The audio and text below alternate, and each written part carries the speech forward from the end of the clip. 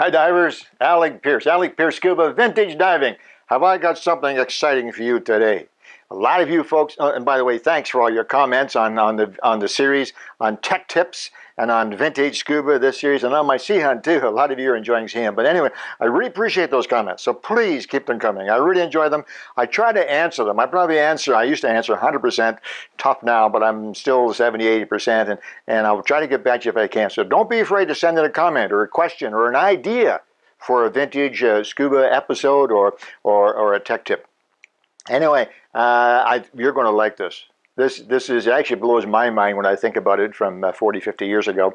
But before we do that, I wanted to explain that, first of all, you might notice that the set, we designed a new set. Now, this is not a new set. This is my home.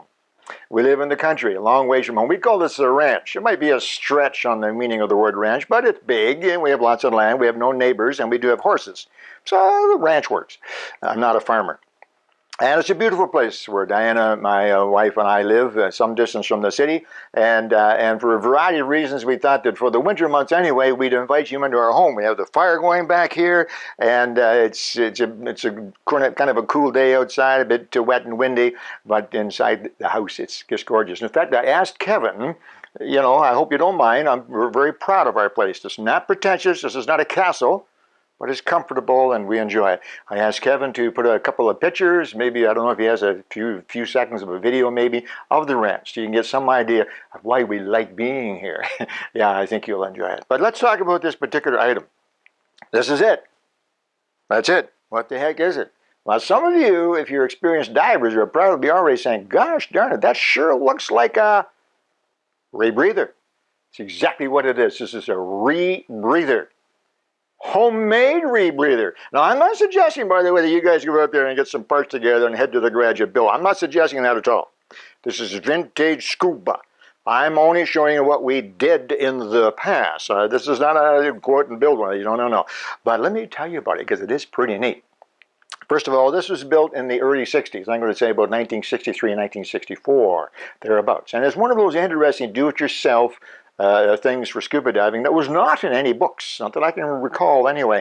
I think some of the guys were just technically inclined, and I was a scuba instructor, and we had some resources, and we got together. It was a small team of us. I think it was four guys all together that built this rebreather. And it worked well. I think it worked pretty well anyway. Unfortunately, the other fellows in the team that built this are no longer with us. I never got a chance to use it. I'm still here. I don't think that's related, but anyway, the point is that this actually did work. Yes, I'm serious. The guys that went out for a test dive with this rebreather did come back and extolled the virtues of the new rebreather and everything else. And I was very jealous. I forget the reason I didn't get to try it, and I'm not about to fix it up and try it now. But let me tell you about this rebreather. I think you'll get a kick out of this. First of all, it is genuinely homemade, as you'll see in just a moment. We had some plexiglass. We had some plastic glue, we had some tin, we had an old fire extinguisher that we used for the oxygen, and we had a set of double hoses from a regulator. Of course, they were all double hose at that time, so it was easy to get a set of hoses for it. And we had a couple other things as well. Now, if you understand how a rebreather works, let me just cap for those who aren't completely clear on a rebreather. Unlike scuba, which is open circuit breathing apparatus. By open circuit, what it means is that you take air in, but then you just blow it out into the air. Or into the water, I guess, more accurately. So air comes into your body, you use it, then you waste it. Rebreather is what's called closed circuit. So there's no bubbles. You breathe air in from a rebreather apparatus, and then you breathe the air out back into the apparatus. Kind of neat, huh? And then you breathe some back in and back out, and that's why it's called a rebreather. There are no bubbles with the rebreather. They're very, very popular for military applications. You can understand if you're sneaking around at night in the enemy harbor, scuba bubbles would not be a real good idea. So rebreathers were very popular then, but they've also become popular in the last 10 or 15 years for recreational divers. Why? I mean, they're very expensive. You can't buy a modern rebreather for less than about $10,000. And so why would one want one? Well, first of all, if you had the resources, and certainly if you had a commercial application, maybe you're a very good photographer or a videographer or a marine biologist, they do offer some advantages. What's the advantages? Well, you can stay down almost indefinitely. That's right. So with a modern rebreather, wouldn't be unreasonable for a diver to go out and come back 3 hours later, 4 hours later. How about that for scuba dive? Yeah. Nobody ever walked into one of my scuba diving stores after 50 years in the business. Nobody ever walked in and said, Alec, I've been diving too much. Doesn't happen. In fact, just the opposite. Everybody wants to dive more. A rebreather allows you to dive longer. You get all your gear together and out you go. To tell your wife, I'll be back in about 4 hours, dear. Pretty neat, huh? Now, it's not perfect. It's not perfect. There are depth limitations, a lot of work involved. For every minute you spend underwater on a rebreather, you spend 3 minutes before and after cleaning and scrubbing and various things as well. So nothing's perfect, but it does offer you that singular advantage, long times underwater, something to think about. However, what's with this? Well, we had some time, and we were pretty inventive. And in those days, in the 60s, everything was do-it-yourself. I mean, we built our own masks, fins, camera housings, regulators. I've shown you some of these devices on the Vintage Scuba playlist here over the years, and I have more too. But I spotted this one the other day, and I said, gosh, the guys just might get a kick out of this. And really, it is a really interesting way. I mean, there's a lot of ingenuity here. I'm not saying we're geniuses, okay? But it was ingenious how we did it. Now, let me just show you what's involved here. Now, to make a rebreather work, you need a source of oxygen. This is pure oxygen, not air. Non-divers will often come into the dive store and say, hey, I'd like to get a bottle of oxygen so I can go diving. But they don't understand. You see, we don't breathe oxygen when we're scuba diving. It's air, clean air, but not oxygen. But for a rebreather, it's pure oxygen. So we needed the tank. So this little tank down at the bottom here, this actually is a fire extinguisher tank. And in those days, it was pretty common to use fire extinguishers because scuba tanks were expensive, but fire extinguishers were cheap, and they were almost identical. They were steel, made by the same company, same pressure, similar valves, but the valves could be changed anyway. So it wasn't uncommon for scuba divers, for pony bottles, and for this application to find a fire extinguisher and modify it. That's what this is. It's a fire extinguisher. And then we had to build a plastic case. You can see this plastic case. I'll just lift this up out of the way. You see this plastic case, plexiglass, and it's only held together with screws and rubber gaskets. We didn't have O-rings and so on. So this plastic box, you see, it's kind of wedge-shaped. I'll show you the side in a minute. This plastic box is kind of neat. If you take a look at it from there, we don't need to get in close, I don't think, Kevin. You can see that it has dividers in it. You see here, the dividers? But those dividers are kind of funny. This one goes from the bottom to there, not to the top. This one goes from the top to there, but it doesn't go right down, and similarly here. And the reason for that is very, very simple. When you put air through this device, it goes into the device, it has to go over top of this, down through there, up through there, and down through there to get out. You see, it's like a maze, it has to weave its way through this chemical. So, pure oxygen, number one. And then you have to have the means of delivering the pure oxygen to your lungs, and that's pretty simple. We modified a common regulator that was in use at that time. Interesting enough, it's the first regulator that I ever owned. And we modified it and made it work so that we could take a breath and we got pure oxygen into our lungs. That's cool. And of course that supports, pure oxygen is good for you, right? So, and then we exhaled. And the exhaled air went into this box. It went right out of here. This is the hole. It came into here, and it went down through here. You can see it's clear. And this is open at the bottom, and then it had to go through this chemical. Back and forth, and then back into the intake chamber. This is the outlet chamber, intake chamber. So we would breathe in some oxygen. I'm going to show you that mechanism in a minute. It's pretty neat. And then we exhaled. And when you exhaled, the oxygen, the air that you breathed out, went through here, and it went through this chemical. Why? It didn't make it taste any better or smell any better. No. This chemical is very important. This chemical is sodium hydroxide. Now, in those days, back in the 50s, 60s, 70s, you could walk into a drugstore and say, I'd like a bottle of sodium hydroxide, please. And, okay, how much do you want? And they would sell it to you. We actually bought this in paper bags by the pound. Not today.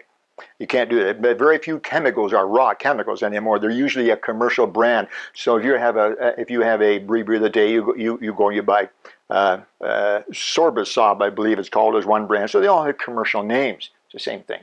It might be a little different chemical mixture, but it's the same thing. So what does sodium hydroxide do? Well, it absorbs carbon dioxide. Why do we want that? Well, I need to explain the principle of breathing to you. I know you breathe all the time. You've been breathing for years. But let me explain something, and it may be news, or if it isn't news, it is applicable to this. So let me review that quickly. When you breathe in air from the atmosphere, you breathe in a mixture. And you already know this. Most divers know this. So that mixture is, let's just round the numbers off. There's a lot of stuff, particularly if you live in New York City. But anyway, here I live out in the ranch, there's only two things in our air. There's no pollution out here. But anyway, basically it's made up of two things. Oxygen, which is good. That's what keeps you alive. And nitrogen, which does nothing. Nitrogen is like a filler. It's like the sawdust in a Big Mac. It doesn't do anything. No, I had a Big Mac yesterday, in fact. But it's just a filler. You see? Doesn't do anything. If you had pure oxygen in the air, we'd have a problem. Every time you started the fire, the earth would burn down. And you probably know about combustion. So when you breathe in a mixture which is 20% oxygen and 80% nitrogen, roughly. Don't give me a hard time, you physicists out there, chemists. Now, you use that, your body uses that oxygen, so you can move and work it on. And then you exhale, right? And, yeah, good idea, exhale next. When you breathe out, people think you breathe out carbon dioxide. There is carbon dioxide in what you breathe out, but not a whole lot, you see?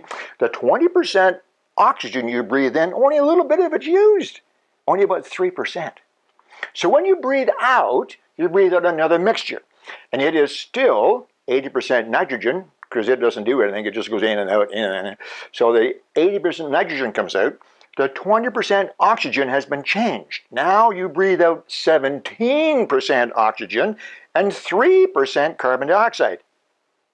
Some oxygen has been used in your body, it changed into carbon dioxide, and it comes out, roughly 3%. So you see, you breathe in 20% oxygen, you breathe out 17% oxygen and 3% carbon dioxide. This is why when you put your head inside of a paper bag, not plastic, inside of a paper bag, you can breathe for a few minutes. In and out, in and out, in and out. So you don't use up all the oxygen. And that's crucial to a rebreather. Because we put a bit of oxygen in and you breathe that oxygen into your body. And then you exhale. Well, when you exhale most of the oxygen you breathed in. Only a tiny bit of it's changed into carbon dioxide. You can keep breathing that for quite a while. Not indefinitely, because eventually the oxygen runs out and the carbon dioxide level increases, and carbon dioxide will not keep you alive. So what do we do? Well, when you breathe out, the air you breathe out goes into this chamber and it goes through this sodium hydroxide, right? Soda lime, it used to be called by the old guys. Sodium hydroxide, why do we use that? Because it absorbs carbon dioxide. Exactly. So you breathe that air out, which is now 17% oxygen and 3% carbon dioxide. It goes through like this and comes out the other side. The carbon dioxide is all removed. What's left? Exactly, oxygen. And so then you rebreathe the oxygen. Son of a gun. Why do you think it's called a rebreather? Exactly, because you rebreathe the oxygen that's remaining after you've taken the carbon dioxide out of your previously exhaled air. Slick, right? It really is very, very simple. Making it work is a little more complicated. And of course, today everything is computerized and digitalized and specialized. I'm trying to make up "ized" words here. And so it's very sophisticated. Makes it much safer, much, much safer. Because you have a computer that says, yes, you're good, no, you're not good, stop, and all that kind of stuff. But this, well, let me put it to you this way. We had a rope tied to our waist. I'll give you an idea how safe it was. Because we wanted the rebreather back. In case a diver had a problem, we wanted to get the rebreather back. We'd worked hard on that. Yeah. No, I'm kidding. But we used a safety line in most cases when we were testing something else. So there you go. There's a rebreather. Now, how does it actually work? Again, I don't want you building one of these. Promise. All right, I'll show you how it works. You can see the plastic box. That's pretty easy. I'm going to take these hoses off of here. Take those hoses off. These are just a set of hoses. You can use gas mask hoses. Some of the guys did, because there were other people who built some of these too. Gas mask hoses were very common. They were cheap at war surplus stores. This is actually a set of hoses and a mouthpiece from a 2-hose regulator. So you have to have a set of hoses.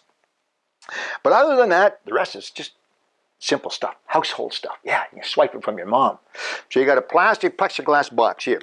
Now here's a hose that runs up from the oxygen cylinder. Now maybe, Kevin, you can just pop in here a little bit close for just a minute. I'm just going to move this a tiny bit, and you can take a look right in here. And you can see that this carbon dioxide bottle, this oxygen bottle, the old fire extinguisher, has what appears to be a scuba regulator on the front of it. That's exactly what it is. It's the first stage from a U.S. diver's Aquamatic regulator. I actually showed you guys an Aquamatic regulator in one of my previous Vintage Scuba. You may not remember that, but it's an old, very cheap, by the way, very cheap. Maybe that's why we used it. Aquamatic first stage, okay? And you can turn the tank on like that, and then the oxygen goes up through this hose, and it goes into here, okay? Now I need to stop for a minute because I have to take this apart. I actually looked at them, I'm going to pull this apart and lay these parts out. So give me just a moment here. Okay, I can do that.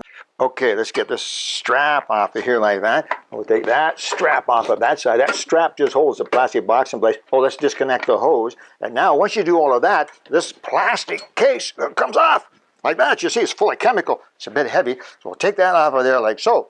Now you can see that this metal box here, nothing in it. There was at one time. I'm going to explain that in just a minute here. Let's set that to one side. Now, what I need to show you is the back side of our scrubber. Ah, there's a good word. That's what they're called, actually. If you have a rebreather, one component of the rebreather will be the scrubber. And guess what's in that component? Exactly. The calcium hydroxide, the chemical that absorbs the carbon dioxide. Is called a scrubber. I guess they just said it was their thought. It was scrubbing your exhaled air so it was clean and easy to use again. So now here's the back side, and you can see here, I'll move it just a little bit, Kev, so you can get an angle here. You see there's a paddle. That's kind of weird. There's a paddle there. What's that?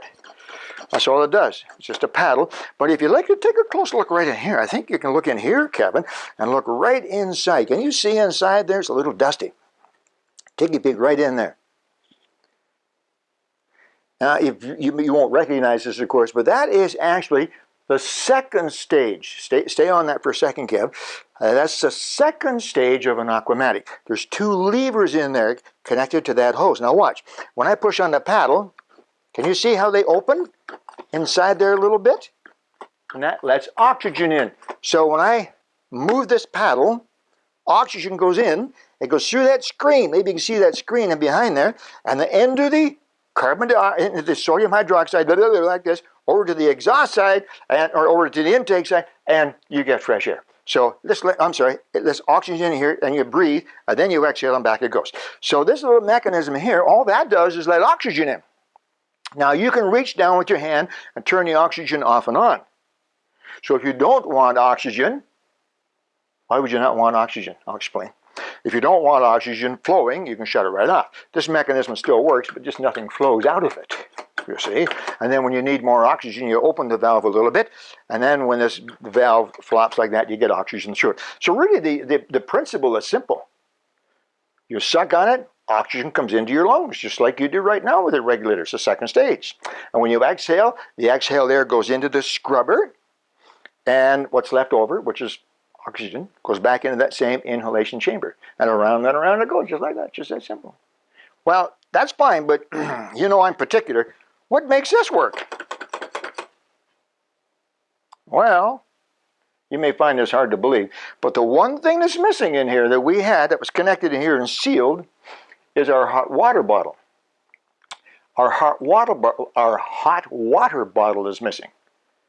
Hot water bottle. Yeah, if you want a rebreather, you have to have a hot water bottle, not because of the cold water. You have a hot water bottle because if you think about a hot water bottle, it's a rubber bag, very strong rubber bag. And when you suck on it, it deflates. And when you blow on it, it opens. So we had a hot water bottle inside this box. It was pressed right against this lever. And when you exhaled, the air went out through but the pressure pushed on this lever. And when the hot water bottle expanded, it pushed on this, and fresh oxygen came into the intake chamber. When you started the intake, this shut, and you breathe that nice fresh oxygen in.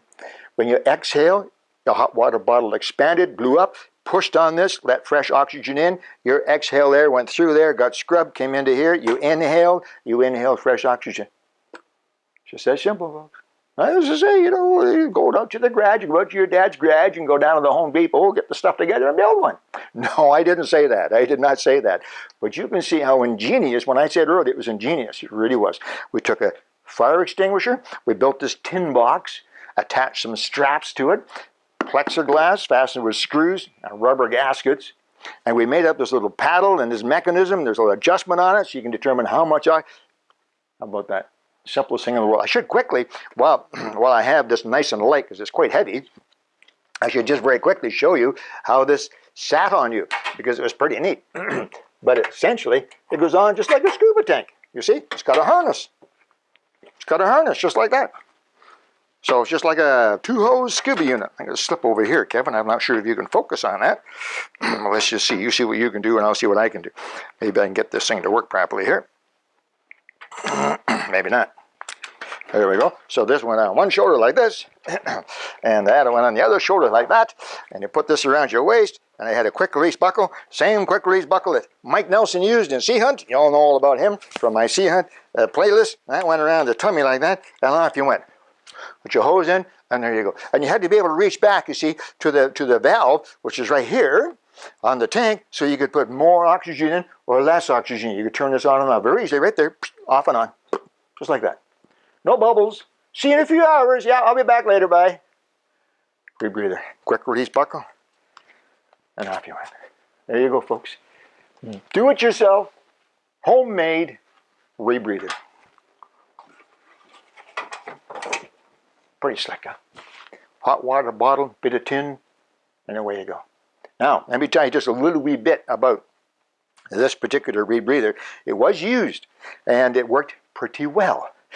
Professional? No. Commercial quality? No. Did we make a bunch of them? No. There were just, as far as I know, we only had one, our group of divers, and it was used a few times back in the 60s, and then it was put away in somebody's garage and gathered dust for a long time. The hot water bottle made of rubber, it all disintegrated, and you can see that the chemicals in here have certainly broken down. They're actually losing color. These calcium hydroxide actually has a pinkish color to it originally, and then as it's used up, it turns blue. You can see that's happening. In fact, we have some yellow in there. So this chemical is no good at all. And it was all dusty and dirty, and I was scrounging around and spotted this and said, God darn it.